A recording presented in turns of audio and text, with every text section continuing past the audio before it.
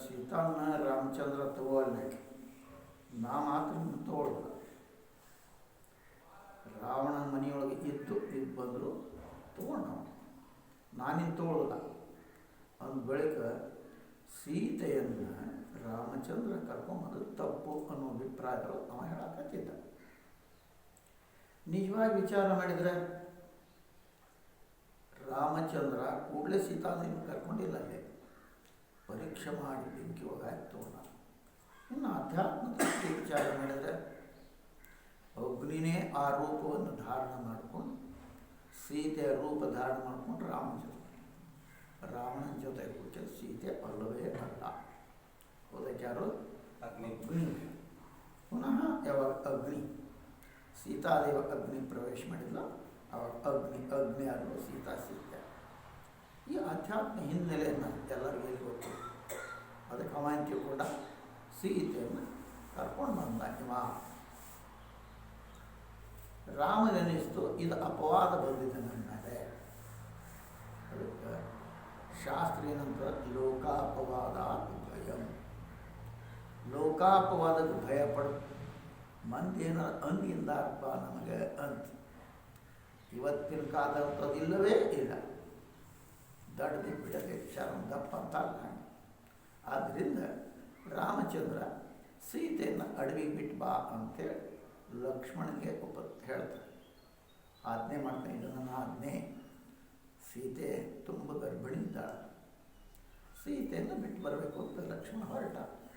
ಹೇಳ್ತಾರೆ ನಡಿ ಅಡವಿ ಮತ್ತು ಋಷಿಮುನಿಗಳ ಆಶ್ರಮಗಳಿಗೆ ತೋರಿಸ್ತಾನೆ ನಡಿ ಅಂತೇಳಿ ವಾಲ್ಮೀಕಿ ಋಷಿ ಆಶ್ರಮದ ಹತ್ರನೇ ಇಳಿಸಿ, ನದಿ ದಂಡಿ ಹೋಗಲಿಲ್ಲ, ಇಳಿಸಿ ಕೈ ಮುಗಿದು ಹೇಳ್ತಾನೆ, ತಾಯಿ ಶ್ರೀರಾಮಚಂದ್ರ ನೀನು ಬಿಟ್ಟು ಬಾ ಅಂತ ಹೇಳೋಣ. ಸೀತಾದೇವಿ ಗೊತ್ತಾಗ್ತದೆ ಯಾಕಪ್ಪ ರಾಜ ಎಷ್ಟು ಶುದ್ಧನಿರಬೇಕು ಅಂದರೆ ಯಾವುದೇ ಕಲಂಕ ಅವನಿಗೆ ಹತ್ತಬಾರ್ದು. ಅದು ಈ ಕಲಂಕ ಸಲುವಾಗಿ ನಾನು ಬಿಟ್ಟ. ರಾಮಚಂದ್ರ ಬಗ್ಗೆ ಎಳ್ಳಷ್ಟು ಕೂಡ ಅವಳಲ್ಲಿ ಕೆಟ್ಟ ಭಾವನೆ ಬರಲಿಲ್ಲ. ಹೀಗಾಗಿ ಅವನು ಇದ್ದಳು. ಯಾವಾಗ ಗರ್ಭಿಣಿ ಜಾನಕಿ ಸಮಯಾನುಸಾರವಾಗಿ ಮತ್ತು ಅಲ್ಲಿ ಕರ್ಕೊಂಡು ಆದ ವಾಲ್ಮೀಕಿ ಋಷಿಗಳು ಗೊತ್ತಾಗ್ತಿದ್ರು. ಅಲ್ಲಿ ಸಮಯ ತುಂಬ ಗರ್ಭಿಣಿ ಸಮಯಕ್ಕೆ ಸರಿಯಾಗಿ ಕುಶ ಮತ್ತು ಲವ ಅನ್ನುವಂಥ ವಿಖ್ಯಾತ ಇಬ್ಬರು ಹೆಂಗವರು ಅವಳಿ ಜೋಡಿ ಅದಕ್ಕೆ ಜುಡವೆ ಅಂತ ಜುಡವೆ ಹಿಂದಿರು ಅವ್ರು ಜನ್ಮ ಕೊಟ್ಟು ಆ ಇಬ್ಬರ ಜಾತಕರ್ಮ ಸಂಸ್ಕಾರ ವಾಲ್ಮೀಕಿರು ಎಲ್ಲ ಮತ್ತೆ ಬಂದಾಗ ಅವರೇ ಮಾಡಿಸಿದ್ರಲ್ಲ. ಅಂತರ್ವತ್ನಿ ಅರ್ಥಾತ್ ಗರ್ಭಿಣಿ ಕ್ರಿಯಾ ಅರ್ಥಾತ್ ಜಾತಕರ್ಮ ಇತ್ಯಾದಿ ಸಂಸ್ಕಾರ ಇತ್ತು ವಾಲ್ಮೀಕಿ ಋಷಿಗಳು. ರಾಜನ್ ಪರೀಕ್ಷಿತ ಲಕ್ಷ್ಮಣ ಅಂಗದ ಚಿತ್ರಕೇತು ಅವನಿಗೆ 2 ಪುತ್ರ. ಭರತನಿಗೆ ತಕ್ಷ ಮತ್ತು ಪುಷ್ಕಲ ಇಬ್ರ. ಭರತನಿಗೆ ಮತ್ತು ಅಂಗದಿ ಇಬ್ಬರು. ಆಮೇಲೆ ಶತ್ರುಘ್ನಿಗೆ 2 ಪುತ್ರ, ಸುಬಾಹು ಶ್ರುತ ಸೇನ ಅಂತ ಇಬ್ಬರು ಹೇಳಿದರು. ಭರತನಿಗೆ ದಿಗ್ವಿಜಯ ಮಾಡುವ ಅಂತೇಳಿದ್ರೆ ಕೋಟಾನು ಗಂಧರ್ವ ಹೊಡೆದ ಭರತ ಗಂಧರ್ವ ಸಂಪೂರ್ಣ ಧರ್ಮನ ತೊಗೊಂಡು ಬಂದು ರಾಜ ರಾಮಚಂದ್ರನಿಗೆ ಪ್ರದಾನ ಮಾಡಿದ. ಶತ್ರುಘ್ನ ಮಧು ಅನ್ನೋ ರಾಕ್ಷಸರ ಪುತ್ರ ಲವಣಾಸುರ ಅನ್ನುವಂಥ ಹೊಡೆದು ಮಧು ಒಂದೊಳಗೆ ಮಥುರಾ ಅನ್ನುವಂಥ ನಗರಿ ಅವನ ನಿರ್ಮಾಣ ಮಾಡಿದ. ತನ್ನ ಪತಿ ದ್ವಾರ ಪರಿತ್ಯಕ್ತ ಸೀತೆ ತನ್ನಿಬ್ಬರೂ ಪುತ್ರನ ಮಹರ್ಷಿ ವಾಲ್ಮೀಕಿ ಸಮರ್ಪಿತ ಮಾಡಿ ಪಾತಾಳ ಪ್ರವೇಶ ಮಾಡಕ್ಕೆ ಹೊರಟ. ಮೂಲ ರಾಮಚಂದ್ರ ಅಲ್ಲಿ ರಾಮಚಂದ್ರ ಕಡೆ ಕರ್ಕೊಂಡು ಬರ್ತಾರೆ. ಅವರಿಗೆ ನಾನು ಎಂದು ರಾಮಚಂದ್ರ ಬಿಟ್ಟು ಬೇರೆ ಅನ್ಯ ಪುರುಷನ ಕಡೆಗೆ ನೋಡಿದ್ರೆ ನನಗೆ ಶಿಕ್ಷೆ ಆಗಲಿ. ದೇವಿ ನನ್ನ ಪ್ರಾಮಾಣಿಕನೇ ಇದ್ದಿದ್ದಾರೆ, ನನ್ನ ಕರ್ಕೋ ಪೃಥ್ವಿಯಿಂದ ಬಂದಾಕಿ ಅಲ್ಲಿ ಪೃಥ್ವಿ ಒಳಗಿಂದ ಅವಳ ಪ್ರಾಮಾಣಿಕತೆ ತೋರಿಸೋ ಸಲ ಒಂದು ಮಹಾನ್ ದೊಡ್ಡ ಸಿಂಹಾಸನ ಬರ್ತದೆ. ಆ ಸಿಂಹಾಸನ ಕೊಡ್ತಾಳೆ ಮತ್ತು ಅದು ಪಾತಾಳಕ್ಕೆ ಹೋಗ್ತದೆ. ಸೀತೆ ಪೃಥ್ವಿಯೊಳಗೆ ಪ್ರವೇಶ ಮಾಡಿದ್ಲು ಅಂತ ಇವರು ಇಲ್ಲೇ ಹೇಳಿಬಿಟ್ರು. ಈ ಸಮಾಚಾರಕ್ಕೆ ರಾಮ ತನ್ನ ಬುದ್ಧಿ ದ್ವಾರ ಶೋಕದ ಆವೇಶವನ್ನು ತಡೆಯುವಂಥ ಅಪೇಕ್ಷೆ ತಡ್ಕೋಬೇಕಲ್ಲ ಮತ್ತು ಆದರೂ ಜನಕ್ಕೆ ವಿವಿಧ ಗುಣದ ಸ್ಮರಣ ಮಾಡಿಕೊಂಡು ಸಮರ್ಥ ಆಗಿ ಅಂದರೆ ದುಃಖವನ್ನು ಕಡ್ಕೊಳ್ಳಿಕ್ಕೆ ಆಗಲಿಲ್ಲ, ಅದನ್ನು ತೊಡಲಿಕ್ಕೆ ದುಃಖವನ್ನು ತಡೆಯಕ್ಕೆ ಆಗಲಿ. ಸಮರ್ಥ ಆದಾಗ್ಯೂ ಶೋಕಾವೇಶ ಅದನ್ನು ತಡೀಲಿಕ್ಕೆ ಆಗಲಿ. ಸ್ತ್ರೀ ಪುರುಷರ ಸಂಬಂಧ ಸರ್ವತ್ರ ಸಮರ್ಥರ ಸಲುವಾಗಿಯೂ ಈ ಪ್ರಕಾರ ದುಃಖ ಕೊಡ್ತೈತಪ್ಪ ಅದು ಅಂದ ಬಳಿಕ ಸಾಮಾನ್ಯ ಗೃಹಾಸಕ್ತರಂಥ ವಿಷಯ ಮನುಷ್ಯರಿಗೆ ಅದೆಷ್ಟು ಕಷ್ಟ ಕೊಡೋಕ್ಕಿಲ್ಲ ಅಂತ ಇದೇನು ಆಶ್ಚರ್ಯದ ಮಾತಲ್ಲ. ಸ್ತ್ರೀ ಪುರುಷ ಆಗೋದು ಪರಸ್ಪರಗಳ ಆಸಕ್ತಿ ದುಃಖಪ್ರದ ಆಗ್ತದೆ. ಅದಕ್ಕೆ ತ್ರಸ ಮಾವಹ ಅದ್ರೊಳಗೆ ವಿಭಕ್ತಿ ಈ ಪಾಡ್ಬೇಕು. ಕಿಮುತ ಅಂದರೆ ಸಾಮಾನ್ಯರಿಗೆ ಏನಪ್ಪ ಅಂತ ರಾಮಚಂದ್ರನ ಆಸಕ್ತಿ ಆಯಿತು. ಅವನು ತಡಿಬೇಕಂತ ಸಾಕಷ್ಟು ತಡಿಬೇಕಂತ ಪ್ರಯತ್ನ ಮಾಡಿದ್ರು, ಆ ದುಃಖವನ್ನು ತಡ್ಕೊಳ್ಳಿಕ್ಕಾಗಲಿಲ್ಲ. ಅಂದ್ಬಳಿಕೆ ಸಾಮಾನ್ಯ ಮಾತು ಅದ ಭಗವಾನ್ ಬ್ರಹ್ಮಚರ್ಯ ಪಾಲನೆ ಮಾಡ್ತಾ 13,000 ವರ್ಷ ತನಕ ಅಖಂಡ ಅಗ್ನಿಹೋತ್ರ ಮಾಡು. 13,000 ವರ್ಷ ರಾಮ ಅಗ್ನಿಹೋತ್ರ ಮಾಡಿದ್ದ ಈ ಥರ. ಅದು ಆದಮೇಲೆ ಅವ ದಂಡಕಾರದ ಮುಳ್ಳು ಕಣ್ಣು ಅವೆಲ್ಲ ಬಿಂದೆ ಅಲ್ಲಿ ಹೋಗಿದ. ಅವೆಲ್ಲ ತುಂಬಿದಂಥ ಬಿಂದೆದ ಕಡೆಗೆ ಹೋದ. ತನ್ನ ಆಚರಣ ಕಮಲ ತನ್ನ ಸ್ಮರಣ ಮಾಡುವಂಥ ಭಕ್ತರಿಗೆ ಹೃದಯದೊಳಗೆ ಸ್ಥಾಪಿತ ಮಾಡಿ ಭಗವಂತ ತನ್ನ ಸ್ವಯಂ ಪ್ರಕಾಶ ಜ್ಯೋತಿರ್ಮಯ ಧಾಮ ಹೊರಟುಬಿಟ್ಟ. ತನ್ನ ಅವತಾರ ಕಾರ್ಯವನ್ನು ಮುಗಿಸ್ದ ಅಂತ ಈ ಆತ್ಮಜ್ಯೋತಿ ಅರ್ಥಾತ್ ತನ್ನ ಧಾಮ ಮೂಲಧಾಮ ತದ್ಧಾಮ ಪರಮಂ ಮಮ ಅರಿವಂಟ ಅದೇ ಅರ್ಥ. ದೇವತೆಗಳ ಪ್ರಾರ್ಥನೆ ಲೀಲಾಶ್ಚರ್ಯ ಧಾರಣ ಮಾಡುವಂಥ ಯಾರ ಸದೃಶ ಇನ್ನೊಂದು ಯಾವುದೋ ಪ್ರಭಾವ ಬೇರೆದರೂ ಸಾಧ್ಯವೇ ಇಲ್ಲ. ಅವ ಹೆಚ್ಚಿನ ಪ್ರಭಾವ ಮತ್ತು ಅವನಷ್ಟು ಪ್ರಭಾವ ಯಾರಿಗೂ ಸಾಧ್ಯ ಇಲ್ಲ. ಅವನಿಗಿಂತ ಹೆಚ್ಚಿನ ಪ್ರಭಾವಶಾಲಿ ಯಾರಾಗ ಸಾಧ್ಯದ?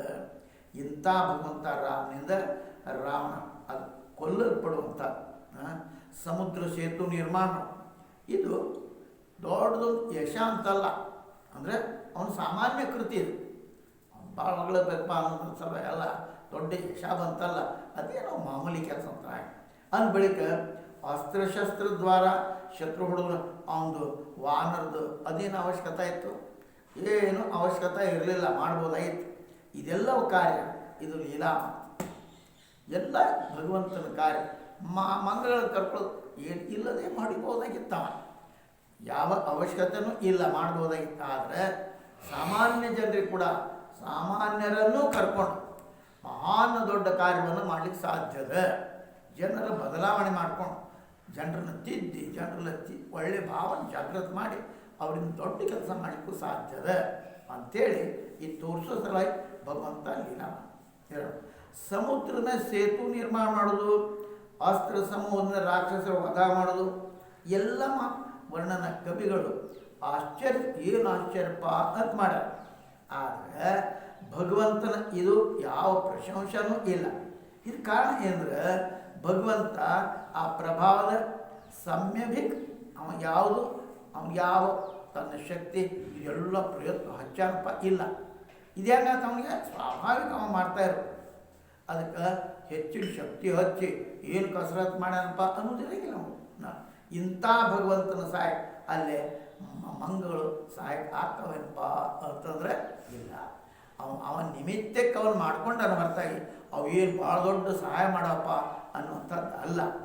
ಆದರೆ ಭಗವಂತ ಲೋಕಕ್ಕೆ ತಿಳಿಸ್ಬೇಕಾಗಿದೆ ಏನಂತ, ಅಂಥ ದೊಡ್ಡ ಕಾರ್ಯವನ್ನು ಸಹಿತ ಸಾಮಾನ್ಯರನ್ನೂ ಕರ್ಕೊಂಡು ಮಾಡಲಿಕ್ಕೆ ಸಾಧ್ಯದ, ಯಾರನ್ನೂ ಅಲ್ಲುಗಳಿರುವಂತಿಲ್ಲ ಅಂತ ತೋರಿಸು ಸಲ ಮಾಡಲಿಲ್ಲ ಅವನು.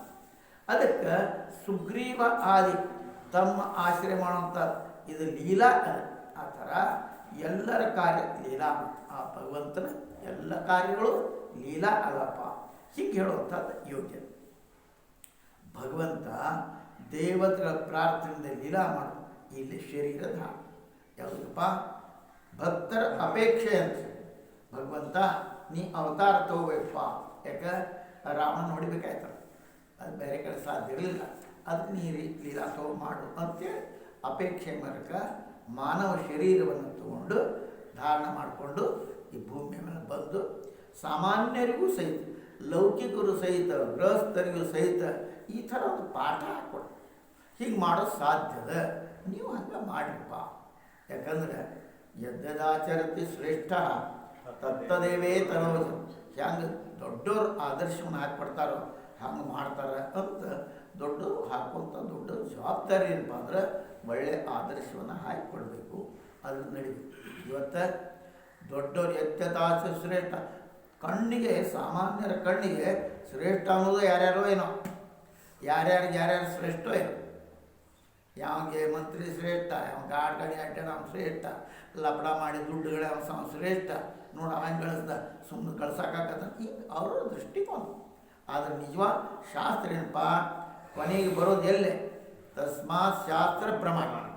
ಶಾಸ್ತ್ರವನ್ನು ಬಲ್ಲಂಥ ಮಹಾತ್ಮರು ಅವ್ರೇನು ಹೇಳ್ತಾರಪ್ಪ, ಒಪ್ತಾರೇನಪ್ಪ ಇದಕ್ಕೆ ಅನ್ನುವಂಥದ್ದು. ಆದ್ದರಿಂದ ಮಹಾತ್ಮರೇನು ಹಾಕಿಕೊಟ್ಟಾರೋ ಆ ದಾರಿಗಳು ನಡಿಬೇಕು. ಹೊರತಾಗಿ ಲಪಡ ಮಂದಿ, ಯಾವ ಸಾಹುಕಾರ ಆಗ್ಯಾನ, ಯಾವ ಅಧಿಕಾರ ತೊಗೊಂಡಾನ, ಅವನ ಆಶ್ರಯ ಅಲ್ಲಪ್ಪ ಅನ್ನುವಂಥ ಮಾತನ್ನು ಇಲ್ಲಿ ಹೇಳ್ತಾರೆ.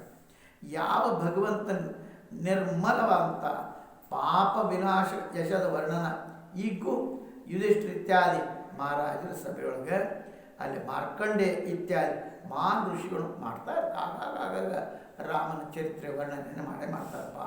ಇವತ್ತಿಗೂ ರಾಮನವಮಿ ಆದಿ ಕಾರ್ಯಕ್ರಮದೊಳಗೆ ಅವನ ಚರಿತ್ರೆ ಗುಣಗಾನ ಅಂದ್ಬಳಿಕ ಯಶ ದಿಗ್ಗಜ ಪಟ್ಟ ಸಮಾನ ಆಭರಣ ಸ್ವರೂಪ, ಅರ್ಥಾತ್ ದಿಶೆಗಳ ಅಂತ ತನಕ ಅಲ್ಲಿ ಕೊನೆಯ ತನಕ ಯಶದ ಕೀರ್ತಿ ಕೊನೆ ತನಕ ಹಬ್ಬದಪ್ಪ ಅವನು.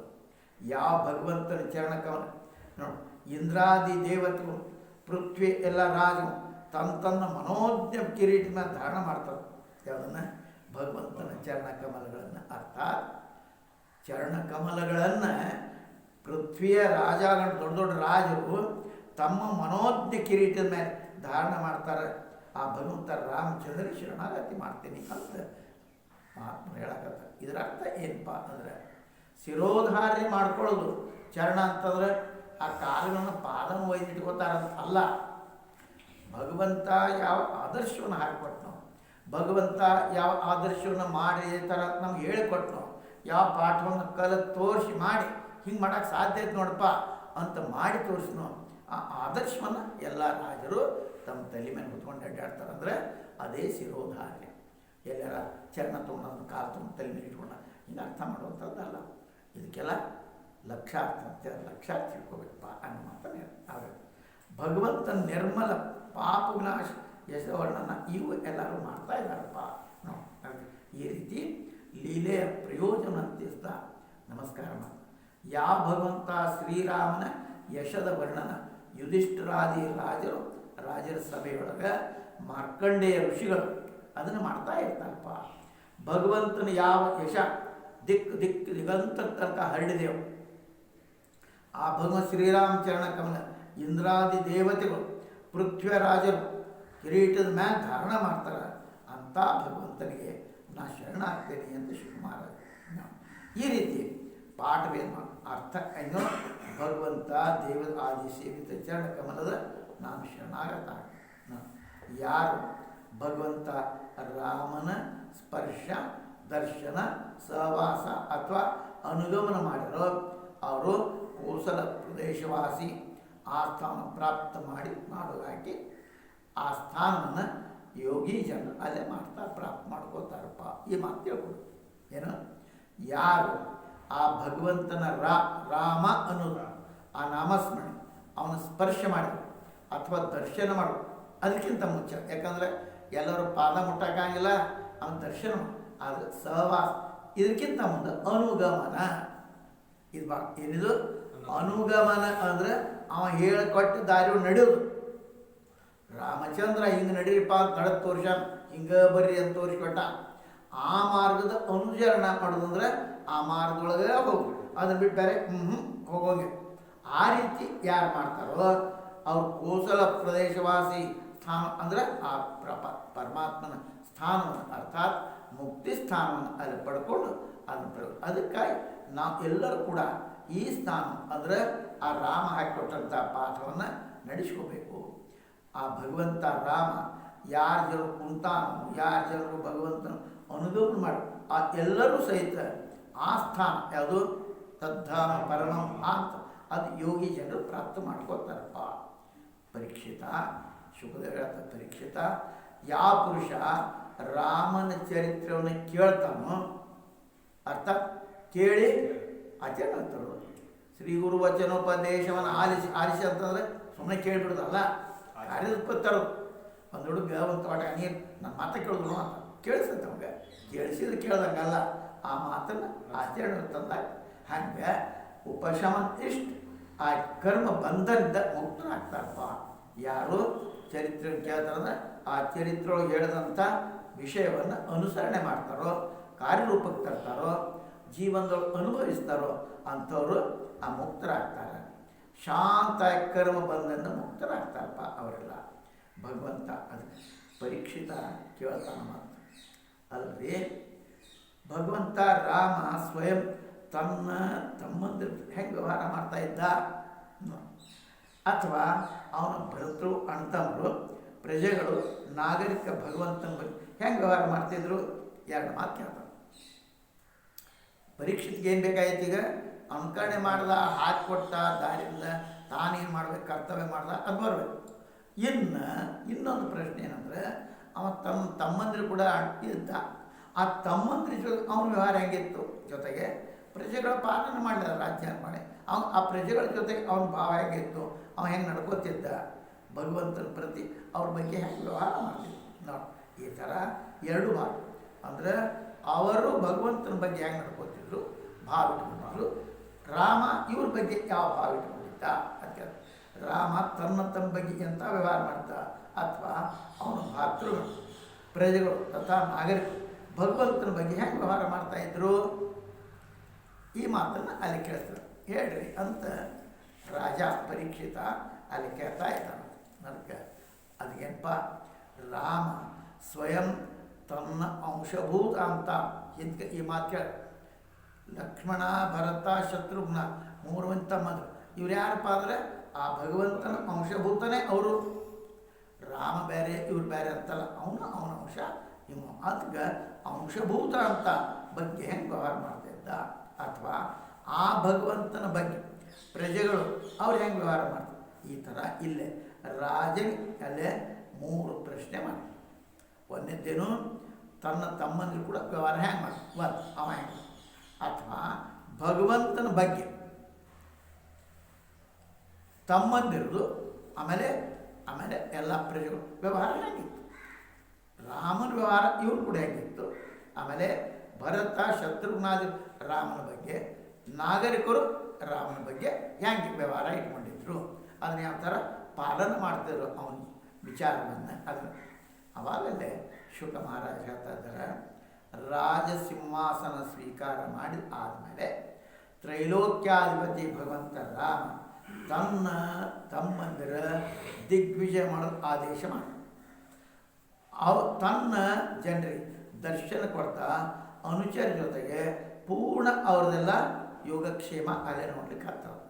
ಎಲ್ಲ ಪ್ರಜೆಗಳಿಗೂ ಅವ್ರವ್ರಿಗೆ ಏನೇನು ಬೇಕೋ, ಅವ್ರಿಗೆ ಏನು ಕೊಟ್ಟರೆ ಅನುಕೂಲ ಆಗ್ತೈತೋ, ಏನು ಬೇಕು ಅಂತಂದರೆ ಅವರಿಗೆ ಯಾವುದನ್ನು ಕೊಟ್ಟರೆ ಹಿತಾಕತ್ತದ ಮಾಡೋ. ಊರಾಗ ಕಾರ್ಯಕ್ರಮ ಮಾಡಾಕತ್ತಿದ್ರೆ ಏನ್ರಿಪ್ಪ ಮತ್ತು ಇಷ್ಟೆಲ್ಲ ದೇಣಿಗೆ ಕೊಡ್ತು ಏನು ಮಾಡೋದು, ಏನು ಮೌಜ್ ಮಜಾ ಮಾಡಿಬಿಡೋದು ಅಂತ. ಮೌಜ್ ಮಜಾ ಮಾಡೋದಲ್ಲಪ್ಪ, ಅವ್ರಿಗೆ ಏನು ಕೊಟ್ಟರೆ ಅವ್ರ ಕಲ್ಯಾಣ ಆಗ್ತದೆ, ಇದು ವಿಚಾರ ಮಾಡಬೇಕು ಹೊರತಾಗಿ ಮೌಜ್ ಮಜಾ ಎಲ್ಲರೂ ಮಾಡ್ತಾರೆ, ಮಜಾ ಆಗ್ತಿಲ್ಲ ಅಂತೇಳಿ. ಹಂಗೆ ರಾಮಚಂದ್ರ ಅವರಿಗೆ ಅರ್ಥಾತ್ ಪ್ರಜೆಗಳಿಗೆ ತನ್ನ ತಮ್ಮಂದಿರಿಗೆ ಏನು ವ್ಯವಸ್ಥೆ ಮಾಡಿದ್ರೆ, ಯಾವ ಅನುಕೂಲತೆಯನ್ನು ಮಾಡಿಕೊಟ್ರೆ, ಯಾವ ಜವಾಬ್ದಾರಿಯನ್ನು ಕೊಟ್ಟರೆ ಅವ್ರ ಕಲ್ಯಾಣ ಆಗ್ತದೋ ಆ ಥರ ಮಾಡ್ತಾ ಇದ್ದ. ಅದಕ್ಕೆ ತನ್ನ ತಮ್ಮಂದಿರ ದಿಗ್ವಿಜಯ ಆದೇಶ ಕೊಟ್ಟ. ಅವ್ರಿಗೆ ಸಾಮರ್ಥ್ಯ ಬೆಳಿಬೇಕು, ಪೌರುಷ ಬೆಳಿಬೇಕು, ಅದಕ್ಕೆ ಕೊಟ್ಟು ತನ್ನ ಜನರಿಗೆ ದರ್ಶನ ಕೊಟ್ಕೊತ ಅನುಚರದ ಜೊತೆಗೆ ಪೂರ್ಣ ವ್ಯವಸ್ಥೆ ಮಾಡ್ತಾ ಇದ್ದ. ಯಾರ ಬಗ್ಗೆ? ಭಕ್ತರ ಬಗ್ಗೆ. ತಮ್ಮಂದರಿಗೆ ದಿಗ್ವಿಜಯ ಮಾಡ್ತಾ ಅವ್ರ ಪೌರುಷ ಬೆಳಿಬೇಕು ಆ ಥರ ಅವ್ರಿಗೆ ಮಾಡ್ದ. ಮತ್ತು ಎಲ್ಲರಿಗೂ ಅನುಚರಿಗೆ ದೇಖರೇಖ ಮಾಡ್ತಿದ್ದ, ಅಂದರೆ ಅವ್ರಿಗೆ ಅಂತ ಹೇಳ್ತಾನೆ ಯೋಗಕ್ಷೇಮ ಹಾಮ್ಯ. ಹಾಗೆ ಭಗವಂತ ರಾಮ ತನ್ನ ತಮ್ಮಂದಿರ ಆದಿ ಪ್ರತಿ ಅಲ್ಲೇ ಪ್ರವೃತ್ತಿ ಪ್ರಕಾರವನ್ನು ಈ ಶ್ಲೋಕ ಹೇಳ್ತಾರೆ. ಇದರಿಂದಲೇ ಮಾತು ಅದು ಹೇಳ್ತಾ ಇದ್ದಾರಲ್ಲ, ಭ್ರಾತೃಗಳು ಅವರ ಆಜ್ಞೆ ಅನುಸರಣವಾಗಿ ಮಾಡ್ತಾರೆ. ಅವ್ನು ಕಳಿಸಿದ್ದಪ್ಪ, ಕಳಿಸಿದ್ರು ಸುಮ್ಮನೆ ಕೂತ್ರೇನೋ ಅವ್ರು ಇಲ್ಲ ಅಂದರೆ ತಮ್ಮಂದಿರು ಅವನ ಆಜ್ಞೆಯನ್ನು ಶಿರೋಧಾರಿ ಅಂತಾರಲ್ಲ, ಅದ್ರ ಪ್ರಯತ್ನ ಮಾಡಿ ಅವ ಏನು ಹೇಳ್ತಾನೋ ಅವ್ರಿಗೆಲ್ಲ ದಿಗ್ವಿಜಯ ಕಳಿಸ್ದ, ಅವರೆಲ್ಲರೂ ಇನ್ನು ಅರ್ಥಾತ್ ಸಿಂಹಾಸನ ಸ್ವೀಕಾರ ಮಾಡಿದ ಮೇಲೆ ಮತ್ತು ಅದನ್ನು ಅಧಿಕಾರ ಅದಕ್ಕೆ ಚಂದನಾದಿ ಸುಗಂಧಿತ ಜಲ ತಥಾ ಆನಿ ಮದ ಸೀಕ ಅದು ಸುಗಂಧಿತ ಕಲಿಯುವಂಥ ಅಯೋಧ್ಯ ಪ್ರತಿ ಆಗ್ತಾ ಹಂಗಿತ್ತಪ್ಪ. ಅಯೋಧ್ಯ ಭಾಳ ಸುಂದರವಾಗಿತ್ತು, ಅಲ್ಲೆಲ್ಲ ಆನಂದ ಇತ್ತು. ತನ್ನ ಸ್ವಾಮಿ ಪ್ರಾಪ್ತ ನೋಡ್ಕೊಂಡು ಅವರು ಮತ್ವಾಗಿ ಭಾಳ ಆನಂದ ಭಕ್ತರೆಲ್ಲ ಅರ್ಥಾತ್ ರಾಮಚಂದ್ರನ ಅಯೋಧ್ಯೆಯೊಳಗಿನ ಎಲ್ಲ ಸಾಮಾನ್ಯ ಪ್ರಜೆಗಳು ಅವನ್ನ ಆನಂದದಿಂದ ನೋಡ್ತಾ ಇದ್ರು. ಅರ್ಥಾತ್ ಅವನ ಬಗ್ಗೆ ಆನಂದ ನೋಡ್ತಾ ಇದ್ರು. ಇದರರ್ಥ ಏನು? ಅವನ ಅವರಿಗೆ ಆನಂದಿತಗೊಳಿಸಿದ್ದ, ಅವ್ರು ಆನಂದಿತ ಮಾಡ್ತಿದ್ರು. ಇಲ್ಲಿಕ್ರೆ ಏನೋಪ್ಪ ಹಂಗೆ ಮಾಡ್ದ ಹಿಂಗೆ ಮಾಡ್ದ ಗತ ಹಾಗೆ ಅವನು ಆನಂದಗೊಳಿಸ್ತಿದ್ದ, ಅವರು ಆನಂದಗೊಳಿಸ್ತಾ ಇದ್ರು. ಅದಕ್ಕೆ ಹೇಳ್ತಾರೆ ಈ ಮೂರು ಶುಕದೇವ ಅಯೋಧ್ಯಾಪುರಿ ವರ್ಣನ ಮಾಡಿ ಅದೇ ಹೆಂಗೆ ಮಾಡಿದ್ರು. ಸುಗಂಧಿತ ಜಲ ಏವಂ ಆನಿಯ ಮದಸೀಕ ಅನ್ನೋ ಮಾರ್ಗವುಳ್ಳಂಥ ಅಯೋಧ್ಯೆ ಹಂಗೆ ಅತ್ಯಂತ ಸಮೃದ್ಧ ಆಗಿತ್ತಪ್ಪ. ಹಂಗೆ ಆಗಿತ್ತೇನಪ್ಪ ಈ ಪದ ವಿತರ್ಕ ಅರ್ಥ ಪ್ರಯುಕ್ತ ಮಾತಾ ಈ ಥರ ಪಾಠಾಂತರ ಅರ್ಥ ಏನು? ಕಾಮಾರ್ಥ ಆಕಳು ಎಲ್ಲವೂ ಕೂಡ ಚಂದ ಇದ್ದಪ್ಪ. ಆಕಳೆಲ್ಲ ಹಾಲು ಹಿಡ್ತಿದ್ವು, ಕೊಡ್ತಿದ್ವು ಎಲ್ಲ. ಅವಾಗ ರಾಜರಿಗೆ ಗೋ ಬ್ರಾಹ್ಮಣ ಪ್ರತಿಪಾಲಕ ಅಂತ ಅಂತೀವಿ. ಆಕಳು ಮತ್ತು ಬ್ರಾಹ್ಮಣ ಅಂತಂದ್ರೆ ಜ್ಞಾನಿ, ಅವರ ಪರವಾಗಿ ಅವ್ರ ರಕ್ಷಣೆ ಮಾಡ್ತಾರೆ, ಅವ್ರ ವ್ಯವಸ್ಥೆ. ಯಾಕೆ ಆ ಜ್ಞಾನವನ್ನು ಅವರು ಪಡ್ಕೊಂಡು ಸಮರ್ಥ ಬಂದವರಿಗೆ ಅರ್ಥಾತ್ ಲೋಕವಾಸಿಗಳಲ್ಲೇ ಜ್ಞಾನವನ್ನು ಕೊಡಬೇಕಲ್ಲ, ಆ ಜ್ಞಾನಕ್ಕೆ ಮಹತ್ವ ಇತ್ತು. ಹಾಗೆ ಅವ್ರು ಮಾಡಿ ತನ್ನ ಮಹಲ್ ಪಾಠ ಸಭಾ ಭವನ ವಿಹಾರ ತಥಾ ದೇವಾಲಯಗಳು ಆದಿ ಸುವರ್ಣ ಕಲಶ ಅಲ್ಲಿಟ್ಟು ಎಲ್ಲಕ್ಕೂ ಕೂಡ ಬಂಗಾರದ ಕಳಸ ಮತ್ತು ಅಲ್ಲೇ ಪತಾಕೆಗಳು ಹರಡ್ತಾ ಇದ್ವು, ಧರ್ಮ ಪತಾಕೆಗಳು. ಥಂಡನ್ ಸಮೇತ ಅಲ್ಲೇ ಎಲ್ಲ ಗುಚ್ಚಗಳು, ಬಾಳೆ ಕಂಬಗಳು ತಥಾ ಸುಂದರ ವಸ್ತ್ರ ಪಟ್ಟ ಹಾಕೊಂಡಂಥ ಸಜಾಯಿ ಒಳ್ಳೆ ಸಂಚು ಮಾಡಿದಂಥ ಅವೆಲ್ಲ ಚೆಂದ ಹಿಡಿಯುವು. ದರ್ಪಣ ವಸ್ತ್ರ ಪುಷ್ಪಮಾನ ಮಾಂಗಲಿಕ ಚಿತ್ರಕಾರಿ ಅಲ್ಲೇ ನೋಡಿ ವಂದನೆ ಮಾಡ್ತಾಯಿದ್ರು. ಸಂಪೂರ್ಣ ನಗರ ಇಷ್ಟೆಲ್ಲ ಸಜ್ಜು ಆಗಿತ್ತಪ್ಪ. ಅರ್ಥಾತ್ ಈ ಕಾರ್ಯ ಒಂದು ಒತ್ತಟೆ ಜನರ ಯೋಗಕ್ಷೇಮ, ಇನ್ನೊಂದು ಕಡೆ ಸಾಮಾನ್ಯವಾದಂಥ ಬೆಳವಣಿಗೆ ಎಲ್ಲ ಸುಂದರವಾಗಿತ್ತು ಅಂತ. ಇವತ್ತದೇ ರಾಮನ ಪ್ರತಿಮೆ ನಿಂದ್ರಿಸಿ ಮಸ್ತ್ ಪೈಕಿ ಗುಡಿ ಕಟ್ಟಿ ಆ ಇಡೀ ಅಯೋಧ್ಯೆಯನ್ನು ಈ ಥರ ಸಿಂಗಾರ ಮಾಡಿರ್ತಾರೆ. ನಗರವಾಸಿ ಸ್ಥಾನ ತಮ್ಮ ಕೈ ಉಪಹಾರ ತೊಗೊಂಡು ಬರ್ತಾಯಿದ್ರು. ರಾಜನಿಗೆ ಗೌರವ ಸೂಚಿಸ್ಬೇಕಲ್ಲ, ಅರ್ಥಾತ್ ಪ್ರಾರ್ಥನೆ ಮಾಡ್ತಾ ಇದ್ದಲ್ಲ, ದೇವ ನೀನು ಮೊದಲು ವರಾಹ ರೂಪ ಧಾರಣ ಮಾಡಿದಿ, ಈ ಪೃಥ್ವಿ ಉದ್ಧಾರ ಮಾಡಿದಿ, ಇದನ್ನ ರಕ್ಷಣೆ ನೀನು ಮಾಡಿದ. ಹಿಂದೂ ಬೇರೆ ಬೇರೆ ಅವತಾರವನ್ನು ತಾಳಿ ನೀನೆಲ್ಲ ಮಾಡ್ಕೊತ ಬಂದು ಈಗೂ ಅದನ್ನು ಮಾಡಪ್ಪ ಅಂತ ಹೇಳ್ತಾರೆ. ನೋಡಿ ಈ ಶ್ಲೋಕಕಾರ ಪುರವಾಸ ಭಗವಾನ್ ರಾಮನ ಬಗ್ಗೆ ವ್ಯವಹಾರ ಹೆಂಗಿತ್ತಪ್ಪ ವ್ಯವಹಾರ ಅನ್ನೋ ತೋರಿಸ್ತಾ ಇದೆ. ತಮ್ಮಂದ್ರ ವ್ಯವಹಾರ ಹೆಂಗಿತ್ತು, ಅವರ ಆದೇಶ ಶುರು ಮಾಡ್ಕೊಂಡು ಬೆಳೀತಿದ್ದ, ಅವ್ರು ಬೆಳೆಸಿ ಅದೆಲ್ಲವನ್ನು ಧನ ತಂದು ತಾವು ಇಟ್ಕೋತಿದ್ದಿಲ್ಲ, ಅದರ ಕಮಿಷನ್ ಇಲ್ಲ, ಎಲ್ಲ ಧನವನ್ನು ರಾಮನಿಗೆ ಅರ್ಪಣೆ ಮಾಡ್ತಾಯಿದ್ರು. ಅದು ನಮ್ಮ ಸಂಸ್ಕೃತಿ. ಸೂರ್ಯ ಮಾಡ್ದ ಶಿವಾಜಿ ಮಹಾರಾಜ್ ರಾಜ್ಯಕ್ಕೆ ಬೇಕಾಗಿತ್ತು ಅಂತೆ, ಅದರ ಒಂದು ಪೈಸಾ ಸಹಿತ ಯಾವನು ಕೂಡ ಕಿಶೆಗೆ ಹಾಕಲಿ, ಎಲ್ಲರೂ ರಾಜನಿಗಾಗಿ ಅರ್ಪಣೆ ಮಾಡಿ. ಅಂದರೆ ರಾಜ್ಯ ದೊಡ್ಡ ರಾಜ್ಯವನ್ನು ಸಾಮ್ರಾಟವನ್ನು ಕಟ್ಟದ ಹಿಂದೂ ರಾಷ್ಟ್ರ ಅಂತ ಅಂದ. ಅದಕ್ಕಾಗಿ ಅರ್ಥ ಮಾಡ ಪರೀಕ್ಷಿತರ ಪ್ರಜೆಗಳಿಂದ ಯಾವಾಗ ಜ್ಞಾತ ರಾಮ ಬಹಳ ದಿನಗಳಿಂದ ಇತ್ಲ ಬಂದಾನೆ. ಎಲ್ಲ ಸ್ತ್ರೀ ಪುರುಷರು ತಮ್ಮ ಮನೆ ಬಿಟ್ಟು ಅವನ ದರ್ಶನ ಮಾಡೋಕ್ಕೆ ಓಡಿದ್ರು. ಮತ್ತು ಅಟ್ಟದ ಮೇಲೆ ಕೂತ್ಕೊಂಡು ಅತೃಪ್ತ ನೇತ್ರ ಇನ್ನೂ ನೋಡ್ಬೇಕು ಅನ್ನೋದು ನೋಡ್ತಾ ಆ ಪುಷ್ಪದ ವರ್ಷ ಭಾಳ ಮೇಲೆ ಬಂದಾನ. ಅಡವಿ ಹೋಗಿದ್ದ, ಬಂದ ಅಂತಂದ್ಕೊಳ್ಳೆ ಪಟ್ಟ ಎಲ್ಲ ಆನಂದದಿಂದ ಮಳೆಯನ್ನು ಸುರಿಸ್ತಾ ಇದ್ದಾರೆ.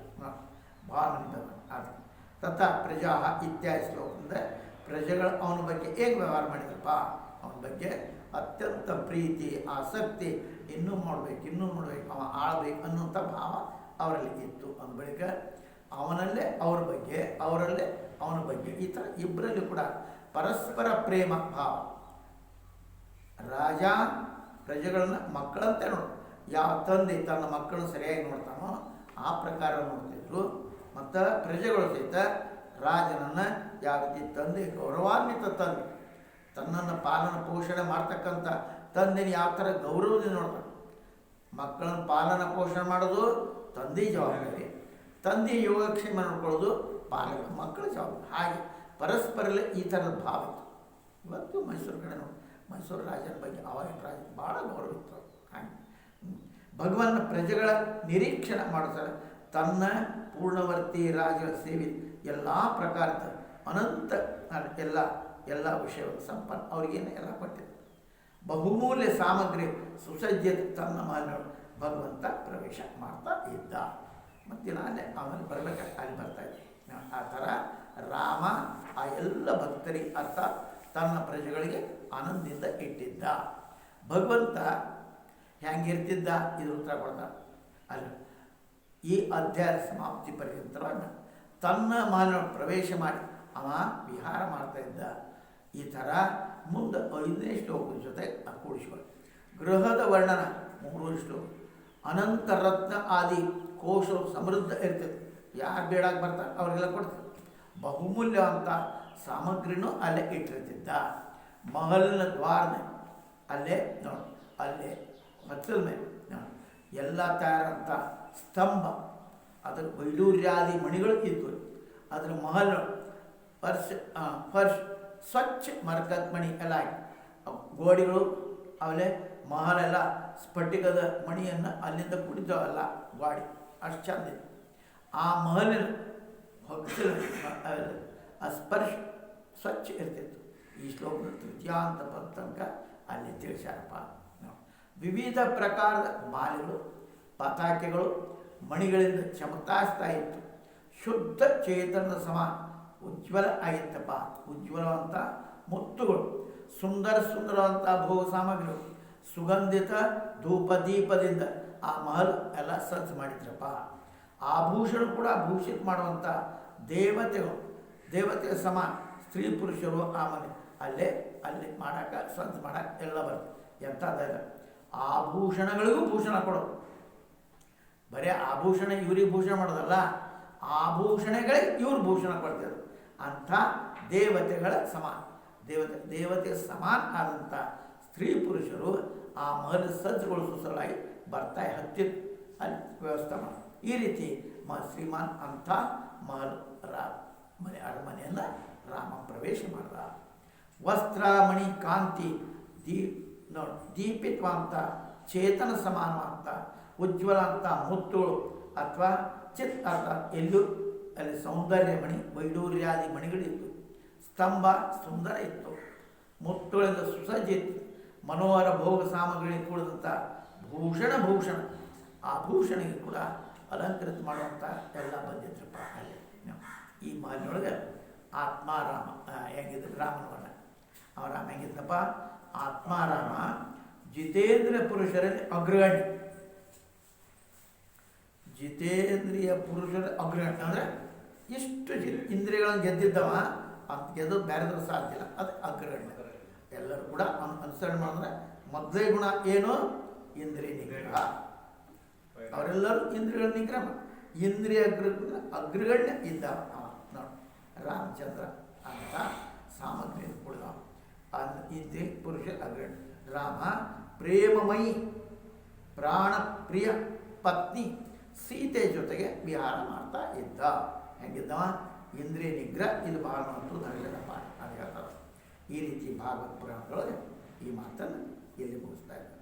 ಈ ರೀತಿ ಎಲ್ಲರಿಗೂ ಶಿವಪುರ ಲೋಕದ ಮಧ್ಯೊಳಗೆ ಅಥವಾ ಮನುಷ್ಯರು ಯಾವ ಚರಣಕವನ್ನು ಧ್ಯಾನ ಮಾಡ್ತಾ ಇದ್ದಾರೋ ಅಂಥ ರಾಮಚಂದ್ರ ಎಲ್ಲರ ಬಗ್ಗೆ ಪ್ರೀತಿ ಬಿದ್ದ. ಇದು ಹೇಳ್ತಾ ಇನ್ನು 12ನೇ ಅಧ್ಯಾಯದೊಳಗೆ ಇಕ್ಷ್ವಾಕು ವಂಶ ಶೇಷರಾಜರ ವರ್ಣನೆ ಮಾಡಿ ರಾಮನ ವರ್ಣನ ಮಾಡಿ. ಕುಶ ಪುತ್ರ ಅವನು ಹೇಳಿದ್ರೆ ಕುಶಲವ ಇಬ್ಬರು ಬಿಟ್ಟರು. ಕುಶಲವ ರಾಮಾಯಣ ಗಾತಿ ಅಂತೇಳಿ ಆ ಮರಾಠಿಕರ ಕುಶನ ಪುತ್ರ ಅತಿಥಿ. ಅತಿಥಿ ಆದ. ಅವನ ಪುತ್ರ ನಿಷಧ. ಆ ನಿಷೇಧನ ಪುತ್ರ ನಭ. ನಭನ ಪುತ್ರ ಪುಂಡರೀಕ. ಪುಂಡರೀಕನ ಪುತ್ರ ಕ್ಷೇಮಧನ್ವ. ಕ್ಷೇಮಧನ್ವ ಪುತ್ರ ದೇವನೀಕ. ದೇವನಿಕ ಅನೀಹ. ಅನೀಹ ಪಾರಿಯಾತ್ರ ಪುತ್ರ ಬಲಸ್ಥಲ. ಬಲಸ್ಥಲ ಪುತ್ರ ವಜ್ರನಾಭ. ವಜ್ರನಾಮನ ಸೂರ್ಯನ ಅಂಶ ಆಗಿದ್ದ. 12ನೇ ಅಧ್ಯಾಯ ರಾಮನ ಪುತ್ರ ಕುಶದ ಮೋಕ್ಷದ ಅಲೆ ಮಾಡಿ. ಈ ಥರ ಇಕ್ಷ್ವಾಕು ಪುತ್ರ ಅವರೆಲ್ಲರೂ ಕೂಡ ಅವರೆಲ್ಲ ವಂಶ ವಂಶಾವಳಿ ಆದ. ವಜ್ರರಾಮನ ಪುತ್ರ ಸ್ವಗಣ. ಸ್ವಗಣನ ಪುತ್ರ ವಿಧೃತಿ. ಅವನ ಪುತ್ರ ಹಿರಣ್ಯನಾಭ. ಈ ಯೋಗಾಚಾರ್ಯ ಜೈಮಿನಿ ಶಿಷ್ಯ ಆಗಿದ್ದವ. ಯಾರು? ಹಿರಣ್ಯನಾಭ. ವಿಧೃತಿ ಪುತ್ರ ಹಿರಣ್ಯನಾಭ ಆಗಿದ್ದ. ಯೋಗಾಚಾರ್ಯ ಜೈಮಿನಿ ಶಿಷ್ಯ ಇತ್ತು. ಜೈಮಿನಿ ಯಾರು? ಜೈಮಿನಿ ಅಂದರೆ ವೇದಗಳಲ್ಲಿ ಪೂರ್ವಾರ್ಧ ಯಾವುದು? ಕರ್ಮಕಾಂಡ. ಕರ್ಮಕಾಂಡಕ್ಕೆ ಜೈಮಿನಿನ ಗುರು, ಜ್ಞಾನಕಾಂಡಕ್ಕೆ ವ್ಯಾಸ. ಹಾಗೆ ಪೂರ್ವಭಾಗ, ವೇದದ ಪೂರ್ವಭಾಗ ಜೈಮಿನಿ. ಅದೇ ಥರ ಕೌಶಲ ನಿವಾಸಿ, ಕೌಶಲ ದೇಶವಾಸಿ ಋಷಿ ಯಾಜ್ಞವಲ್ಕರು ತನ್ನ ಶಿಷ್ಯನ ಸ್ವೀಕಾರ ಮಾಡಿ ಆಮೇಲೆ ಅಧ್ಯಾತ್ಮ ಯೋಗದ ಶಿಕ್ಷಣ ಅವ ಸ್ವೀಕಾರ ಮಾಡಿದ. ಆ ಯೋಗ ಹೃದಯೊಳಗೆ ಗಂಟು ಮಾಡಿ, ಅಂದರೆ ಯೋಗವನ್ನು ಒಳಗೆ ಗಟ್ಟಿಗೆ ಇಟ್ಕೊಂಡು, ಇವತ್ತು ಕೇಳ್ದ ಬಿಟ್ಬಿಟ್ಟ ಅಲ್ಲ, ಅದೆಲ್ಲವೂ ತನ್ನ ಕಡೆಗೆ ಇಟ್ಕೊಂಡ. ಹಿರಣ್ಯನಾಭನ ಅದು ವರ್ಣನ ಮಾಡ್ತಾ, ಹಿರಣ್ಯನಾಭನೇ ಕೋಸಲ ದೇಶವಾಸಿ ಋಷಿ ಯಾಜ್ಞವಲ್ಕ ಅಧ್ಯಾತ್ಮ ಯೋಗದ ಜ್ಞಾನ ಪ್ರಾಪ್ತ ಮಾಡಿಕೊಂಡ. ಯೋಗದ ಮಹಾನ್ ಸಿದ್ಧಿ ಇರ್ತದೆ. ಯೋಗದ ಹಗರನಿಗಿಲ್ಪ ದೊಡ್ಡ ಸಿದ್ಧಿ. ಯೋಗ ಹೃದಯದ ಗ್ರಂಥಿಯನ್ನು ತೆಗೆದುಹಾಕ್ತತಿ. ಗ್ರಂಥಿ ಯಾವುದು? ಚಿಜ್ಜಡ ಗ್ರಂಥಿ. ಆ ಗ್ರಂಥಿಯನ್ನು ತೆಗೆದು ಆ ಯೋಗ ಅದು ಮಾಡ್ತಾರಪ್ಪ. ಅದೇ ಹಿರಣ್ಯನಾಭನ ಪುತ್ರ ಪುಷ್ಯ. ಪುಷ್ಯನ ಪುತ್ರ ಧ್ರುವಸಂಧಿ. ಅವನ ಪುತ್ರ ಸುದರ್ಶನ. ಸುದರ್ಶನ ಪುತ್ರ ಅಗ್ನಿವರ್ಣ. ಅಗ್ನಿವರ್ಣನ ಪುತ್ರ ಶೀಘ್ರ. ಶೀಘ್ರನ ಪುತ್ರ ಮರು. ಈ ಥರ ಅವನ ವಂಶಾವಳಿ ಹೇಳ್ತಾರೆ. ಮರು ಯೋಗ ಸಿದ್ಧ ಆಗಿದ್ದ. ಅವ ಆ ಹೊತ್ತಿನೊಳಗೆ ಕಲಾಪಗ್ರಾಮ್ ಒಂದು ಊರು, ಕಲಾಪಗ್ರಾಮ್ ಅಲ್ಲಿ ಇರ್ತಿದ್ದ. ಕಲಿ ಅಂತರು ಸೂರ್ಯವಂಶ ನಷ್ಟ ಆದಾಗ ಪುನಃ ಅದನ್ನು ಪ್ರವೃತ್ತಿ ಮಾಡ್ತಾನೆ. ಈಗ ಹೇಳಿದ್ರು ಮುಂದೇನು ಏನಂತಾರೆ, ಮರು ಯೋಗ ಸಿದ್ಧ ಆಗಲಿದ್ದ ಸಮಯ ಅಲ್ಲೇ ಅವಾಗ ಕಲಾಪಗ್ರಾಮದ ಇರ್ತಿದ್ದ. ಇನ್ನು ಮುಂದೆ ಕಲಿಯ ಅಂತರು ಸೂರ್ಯವಂಶ ನಷ್ಟ ಆಗಿ ಹೋಗತಿ. ಅವಾಗ ಅದನ್ನು ಪುನಃ ಸ್ಥಾಪನೆ ಮಾಡ್ಸಕ್ಕೆ, ಅದು ಪ್ರವರ್ತಿತ ಮಾಡೋಕ್ಕೆ ಅವ ಮಾಡ್ತಾನೆ. ಮರು ಅವನು ವಿಶೇಷತಾನೆ ಪುನರ್ಭವಿತಯ, ಅರ್ಥಾತ್ ಪುನಃ ಅದನ್ನು ನಿರ್ಮಾಣ ಮಾಡ್ತಾನಲ್ಲ, ಏನು ಇಲ್ಲದಂಗೆ ಆಗಿತ್ತೋ ನಾಶ ಅದು. ಮರು ಪುತ್ರ ಪ್ರಸುಶ್ರುತ. ಅವನ ಪುತ್ರ ಸಂಧಿ. ಅವನ ಪುತ್ರ ಅಮರ್ಷಣ. ಅಮರ್ಷಣ ಪುತ್ರ ಮಹಸ್ವಾನ. ಅವನ ಪುತ್ರ ವಿಶ್ವಸಾನ. ವಿಶ್ವಸಾನ ಪುತ್ರ ಪ್ರಸೇನ ಚಿತ್. ಅವನ ಪುತ್ರ ತಕ್ಷಕ. ತಕ್ಷಣ ಪುತ್ರ ಮಹಾಬಲ. ಅವನಿಗೆ ನಿನ್ನ ಪಿತ ಅಭಿಮನ್ಯು ಯುದ್ಧ ಹೊಡೆದ್ಬಿಟ್ಟ. ಅವನಿಗೆ ನಾವು ಆ ಬಾಹುಬಲಿ ಯಾರಿಗೆ? ನಿಮ್ಮಪ್ಪ ಅಂದರೆ ಪರೀಕ್ಷಿತನಪ್ಪ ಅಭಿಮನ್ಯು. ಅಭಿಮನ್ಯು ಯುದ್ಧ ಹೊಡೆದನಪ್ಪ ಅವನ. ಈ ಎಲ್ಲ ಇಕ್ಷ್ವಾಕು ಅತೀತ ಕಾಲಿಕ ರಾಜ ಆಗಿದ್ದರಪ್ಪ ಅವರು. ಭವಿಷ್ಯತ್ ಕಾಲಿಕ ರಾಜರು ಹೆಸರು ಅಮುದ್ಯಾರಪ್ಪ. ಭವತ್ ಅವನ ಪುತ್ರ ಬೃಹದ್ರಣ. ಬೃಹದ್ರಣ ಪುತ್ರ ಉರುಕ್ರಿಯ. ಅವನ ಪುತ್ರ ವತ್ಸವೃದ್ಧ. ವತ್ಸವೃದ್ಧನ ಪುತ್ರ ಪ್ರತಿವ್ಯೋಮ. ಪ್ರತಿವ್ಯೋಮನ ಪುತ್ರ ಭಾನು. ಭಾನುನ ಪುತ್ರ ಸೇನಾಪತಿ ದಿವಾಕರ. ತಥಾ ವೀರ ಸಹದೇವ. ಭದ್ರಶ್ಚ. ದಿವಾಕನ ಪುತ್ರ ಸಹದೇವ. ಸಹದೇವನ ಪುತ್ರ ಬೃಹದಶ್ವ. ಬೃಹದಶ್ವನ ಭಾನುಸ ಭಾನುವಾನ್. ಭಾನುವಾನ ಪ್ರತೀಕಾಕ್ಷ. ಪ್ರತೀಕಾಕ್ಷ ಪ್ರತೀಕ. ಈತ ಸುಪ್ರತೀಕನ ಮರುದೇವ. ಮರುದೇವನ ಸುನಕ್ಷತ್ರ. ಸುನಕ್ಷತ್ರ ಪುಷ್ಕರ. ಪುಷ್ಕರ ಅಂತರಿಕ್ಷ. ಅಂತರಿಕ್ಷದ ಸುತಪ.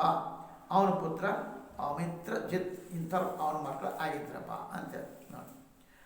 ತಶ್ಯಾತ್ ಅಭಿಜಿತ್ರ ಪುತ್ರ ಬೃಹದ್ರಾಜ.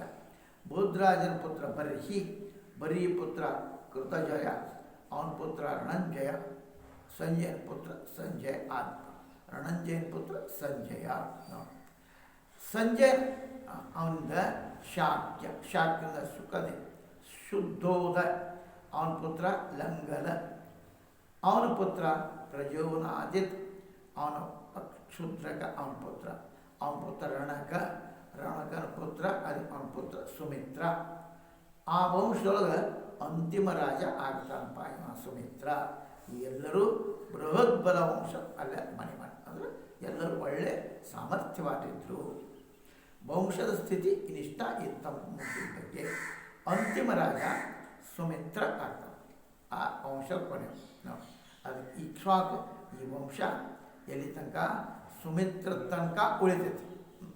ಸುಮಿತ್ರ ರಾಜ ಆದಮೇಲೆ ಆ ವಂಶ ಮುಕ್ತ ಆಗ್ತೈತಿ ಅಂತ ಈ ರೀತಿಯಾಗಿ ಭಾಗವತ ಪುರಾಣದ ನವಮಸ್ಕಂದೊಳಗೆ ಭವಾರ್ದೀಪಿಕಾ ಟೀಕಾ ಇಲ್ಲಿ ಮುಗಿಸ್ತಾರಪ್ಪ. ಇದನ್ನು ಹೇಳ್ತಾ ಇಕ್ಷ್ವಾಕು ಸುಮಿತ್ರ ಅಂತಿಮ ರಾಜ ಆಗ್ತಾನಪ್ಪ ಅಂತಂದಿದ್ದು. ಮುಂದೆ ರಾಜ ನಿಮಿ